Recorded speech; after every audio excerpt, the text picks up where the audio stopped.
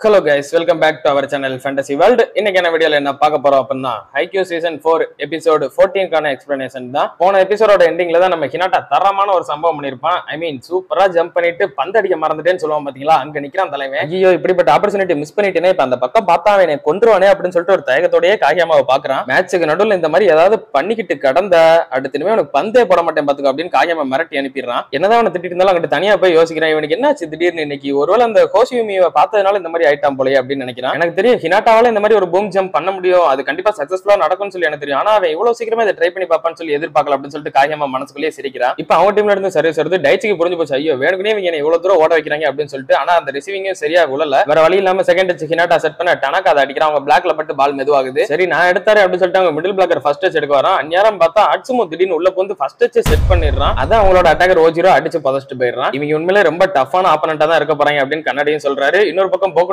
வந்துட்டு என்னடா இது இவன் எவ்வளவு சூப்பரா அடிக்கிறானே, ஆனா எனக்கு ஈக்குவலா இல்ல என்னடா அக்காசி அப்படின்னு சொல்லிட்டு அவன்கிட்ட கேக்குறான். ஆமாடா அப்படின்ற மாதிரி அக்காசியும் சொல்றான். அடுத்தவன் சர்வீஸ் பண்ணும்போது அப்படியே ரெஃப்ரியே பாத்துட்டு இருக்கான். ரெஃப்ரி விசில் பண்ண மறு செகண்ட் இவன் சர்வீஸ் அடிச்சிடறான். டைச்சி என்னடா அதுக்குள்ள இவ்வளவு வேகமா வந்துருச்சு அப்படின்னு சொல்லிட்டு உளுந்து எடுக்கிறான். உள்ள போறதுனால காகியமா வேணும்னே அவங்க பிளாக்ல கையில பட்டு பின்னாடி ரீபவுண்ட் ஆற மாதிரி தந்துடுறான். நிஷனே அதை எடுத்தாரான். நாங்க விளையாடுறவங்க உண்மையிலே ஒரு அல்டிமேட்டான சேலஞ்சஸா இருக்கலாம், ஆனா வாலிபால்னு வர்றப்ப நாங்களுமே இங்க டேலண்ட் தான் அப்படின்னு கண்ணாடி நினைச்சுக்கிட்டு இருக்க ஹினாட்டா அந்த இடத்துல ஒரு கிரிக்கெட் ஆக போட்டு எல்லாரையும் இம்ப்ரெஸ் பண்றான். இதை பார்த்துட்டு ஹோசியுமிக்கு செம்ம காண்டாக அவன் அப்படியே கடுப்புல கத்திக்கிட்டு இருக்கான். இன்னொரு பக்கம் போகட்டோ வேற லெவல்ற அப்படின்னு சொல்லிட்டு என்ஜாய் பண்ணிக்கிட்டு இருக்காங்க. இப்ப இனாரசாகி 4 கராசனோ 3 சொல்லி இருக்குது. ஆட்சுமோவுமே இந்த ஒரு கிரிக்கெட்டை பார்த்துட்டு ஐயோ வேற லெவல்ல இருக்கே அப்படின்னு ரசிச்சுக்கிட்டு இருக்காங்க. இப்ப காகியமா சர்வீஸ் பண்ண போறான். அவங்க மறுபடியும் பூ சொல்லிக்கிட்டே தான் இருக்காங்க. ஆனா இந்த வாட்டி காகியமா கண்டுக்காமே நிக்கிறான். என்னடா இவன் கண்டுக்க மாட்டேங்க. ஆமா இதுக்கு முன்னாடி இன்னொருத்தன் வந்தா பத்தி அந்த 4 கண்ணே அவனும் இப்படிதான் பண்ணிக்கிட்டு இருந்தான். சூக்கியுமே நீங்க கத்துங்க, நீங்க லாட்டு கத்துங்க, எனக்கு என்ன நான் நாட்டு சரி சொல்லி போறேன் அப்படின்னு தான் நின்றுப்பான். அதே மாதிரி தான் இப்ப காகியமாவும் நின்னுகிட்டு இருக்கான். ஆனா திடீர்னு அவங்களோட டோனை மாத்திடுறாங்க. அப்படியே சவுண்ட் வேமா கூட்டிக்கிட்டே போகுது. அதை கேட்டுட்டு காகியமாக்கு கொஞ்சம் டிஸ்டர்ப் ஆகுது. அவன் சர்வீஸ் பண்ணும்போது பால் டேப்ல பட்டு அப்படியே முன்னாடி ஒழுகுது. அவங்க டீம் லிப்ரா அதை ரிசீவ் பண்றான். பட் பால் ரொம்பவே பின்னாடி தள்ளி தான் நிக்குது.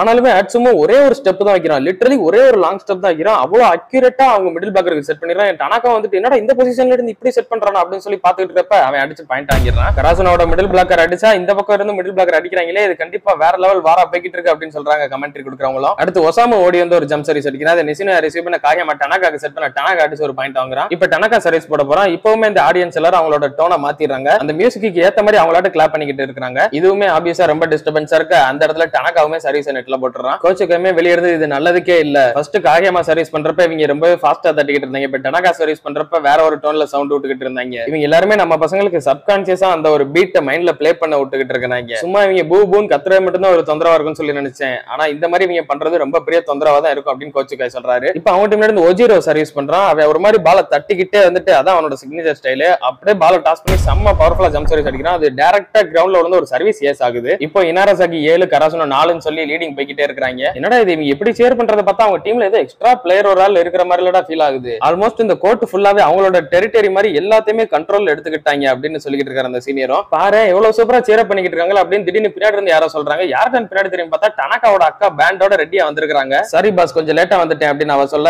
தெரியும் எப்படி நைட் வரை உட்காந்து ட்ரிங்க் பண்ணிருப்பா, அதுக்கப்புறம் வர லேட் ஆயிரு சாப்பிடுதானே. இல்லப்பா நான் 5 மணி வரை தான் ட்ரிங்க் பண்ணேன், அதுக்கடுத்து டக்குன்னு கிளம்பி வந்துட்டேன்ல அப்படின்னு சொல்றா. டனக்காவோட அக்கா அவங்க டீமை கூட்டிட்டு வந்து செம்மையா ஒரு பாட்டு பாட ஹே டைகோ ட்ரம்ஸ் பா அப்படின்னு சொல்லிட்டு எல்லாரும் செம்ம சூப்பரா பாத்துக்கிட்டு இருக்காங்க. ஹே டனக்காவோட அக்கா வந்துட்டாங்கடா வேற லெவல் அப்படின்னு சொல்லிட்டு ஹினாட்டா நிஷனே எல்லாம் சந்தோஷப்படுறாங்க. நல்ல வேலை கரெக்ட் டைமுக்கு வந்துட்டாங்க அப்படின்னு கண்ணாடி சொல்றாரு. அப்பாடா அப்படின்ற மாதிரி கோச்சுக்கு இப்பதான் நிம்மதியா இருக்காரு. இப்ப அவங்க டீம்ல இருந்து வர சர்வீஸ் டனக்கா அப்படியே தட்டு மாதிரி ரிசீவ் பண்ண பால் தள்ளி தான் இருக்குது. இருந்தாலும் காகியமா இங்க இருந்து ஹினாட்டா அங்க செட் பண்ண ஹினாட்டா டக்குன்னு அடிச்சு ஒரு பாயிண்ட் வாங்குறான். இப்ப ஹினாட்டா சர்வீஸ் போட போறான். இப்பவுமே அவங்க டீம்ல இருந்து ஒரு விதமான சவுண்டை கிளப்புறாங்க. ஆக்சுவலா சர்வீஸ் போறப்ப அமைதியா தான் இருக்கணும். ஆனா இந்த இனாரசாகியோட ஆடியன்ஸ் எல்லாருமே கத்தியே நம்ம டீம் பிளேயர்ஸோட அந்த ஒரு ஃப்ளோ அந்த ஒரு ரிதத்தை கெடுத்து விட்டுறாங்க. சோ நம்மளோட பேண்ட் ஒண்ணு அவங்களோட அதிகமா பவர்ஃபுல்லா இருக்கணும்னு சொல்லி அவசியம்லாம் இல்ல. நம்மளோட பிளேயர்ஸ் அவங்க தான் மேக்ஸிமம் கேட்க கூடாது, அந்த ஒரு ரிதம் கெட்டு போக கூடாது. அதை மட்டும் தான் டனக்காவோட அக்கா கிட்ட சொல்லிருப்பாங்க அந்த சீனியர் பிளேயர்ஸ் 2 பேரும். ஓகே गाइस ஆரம்பிக்கலாமா அப்படின்னு சொல்லிட்டு டனக்காவோட அக்கா ஒரு மியூசிக் கொடுக்குறாங்க. டனக்காவோட அக்கா அப்படியே மனசுக்குள்ளே நினைச்சிட்டு இருக்காங்க. நான் இதுக்கு முன்னாடி 0-20 சவாலை நின்னப்ப அவங்க எல்லாருமே ஷேர் பண்ணது என்னால அந்த இடத்துல பண்ண முடியாம இருந்தது. எனக்கு அப்ப செம்ம கடுப்பா இருந்தது. என்னோட வேலை இங்க இருக்க ஆப்போனன்ட் சியர் டீமை விட பெஸ்டா பண்றது அப்படின்னு நினைச்சிட்டு இருக்காங்க. ஹினாட்டாவும் அதை கேட்டுட்டு அப்படியே சிரிச்சுக்கிட்டே நிக்கிறான். திடீர்னு பாக்குறப்ப ஏதோ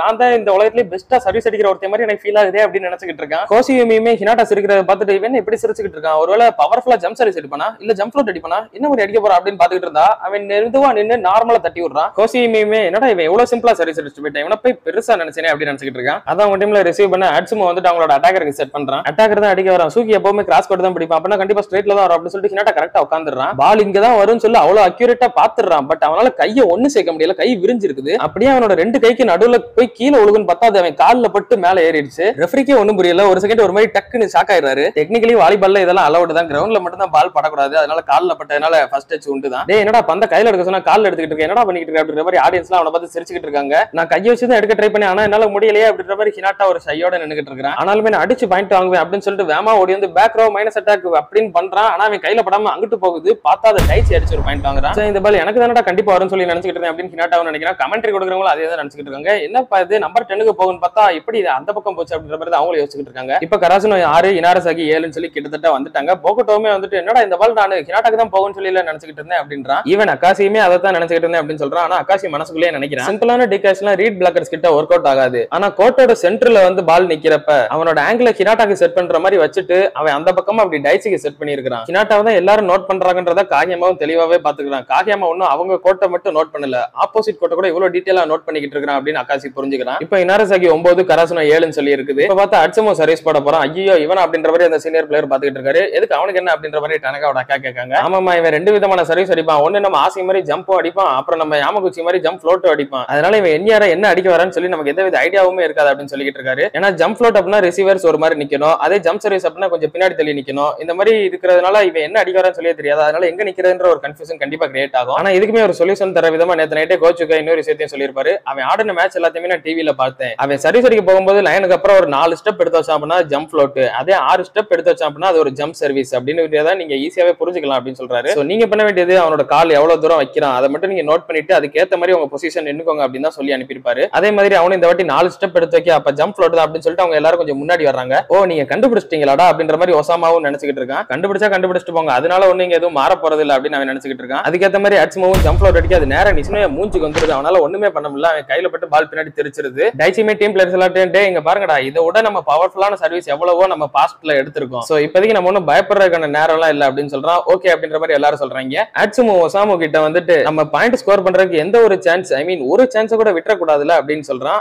ஆமா அப்படின்ற மாதிரி அவனும் சொல்றான். அப்ப சரி வா பாத்துக்கலாம் அப்படின்னு சொல்லிட்டு அவன் சர்வீஸ் அடிக்க போறான். அடுத்து அவன் சர்வீஸ் போட போகும்போது 4 ஸ்டெப் தான் எடுத்துக்கிறான். மறுபடியும் ஜம்ப் ஃப்ளோட் தானே அப்படின்னு சொல்லிட்டு நிச்சயமா ரெடி ஆகிறான். இந்த வாட்டி அவன் அடிக்கிறத கரெக்டா அப்புறம் பாஸ் போட்டு தரான். அந்த பால் காகியமா கிட்ட எல்லாம் போகல, அதனால டனக்கா தான் வந்துட்டு ஆசைக்கு செட் பண்றான். ஆசை அடிக்கிறத அவங்க டீம் லிபரா விடாம எடுக்கிறான். இந்த வாட்டி ஒசாமு ஓடி வரதை பார்த்துட்டு காகியமா ரொம்ப ஷாக் ஆயிடுறான். அட்சுமாவும் செட் பண்ணும்போது மனசுக்குள்ளேயே நினைக்கிறான், this position, this timing, this angle அப்படின்னு சொல்லிட்டு அவ்வளவு அக்யூரேட்டா அவன் கைக்கு விடுறான். ஒசாமு பார்த்தா வந்த வேகத்துக்கு டப்பு டுப்புன்னு ஒரு குவிக் அட்டாக் பண்ணி பாயிண்ட் வாங்குறான். அங்க இருந்து யாருக்குமே ஒண்ணுமே புரியல, இந்த மாதிரி ஒரு சூப்பர் ஃபாஸ்ட் அட்டாக் இவங்களாலையும் பண்ண முடியுமா, கிட்டத்தட்ட அப்படியே இது பாக்குறதுக்கு ஹினாட்டா காகியமா மாதிரி இருக்குன்னு சொல்லிட்டு எல்லாரும் செம்ம ஷாக்கு. அப்படியே இதோட இந்த ஒரு எபிசோடையுமே முடிக்கிறாங்க. அடுத்த எபிசோட்ல இருந்து தான் இன்னுமே மியா ட்வின்ஸோட ஆட்டத்தை நம்ம ஃபுல் ஃபிளெஜ்டா பார்க்கலாம். இந்த மியா ட்வின்ஸ் ஓவர் கம்பெனி எப்படி நம்ம கராசுனோ வரப்போறாங்க அதெல்லாம் நீங்க தொடர்ந்து பார்க்கணும்னு நினைச்சீங்க அப்படின்னா மறக்காம நம்ம சேனலை சப்ஸ்கிரைப் பண்ணி சப்போர்ட் பண்ணுங்க. அப்படியே இந்த எபிசோட் பிடிச்சிருந்தா ஒரு லைக் போட்டு இந்த எபிசோட் பத்தின உங்களோட தட்சையும் மறக்காம கமெண்ட்ல சொல்லிட்டு போயிருங்க. நான் உங்களை இன்னொரு நல்ல வீடியோல மீட் பண்றேன். Bye guys.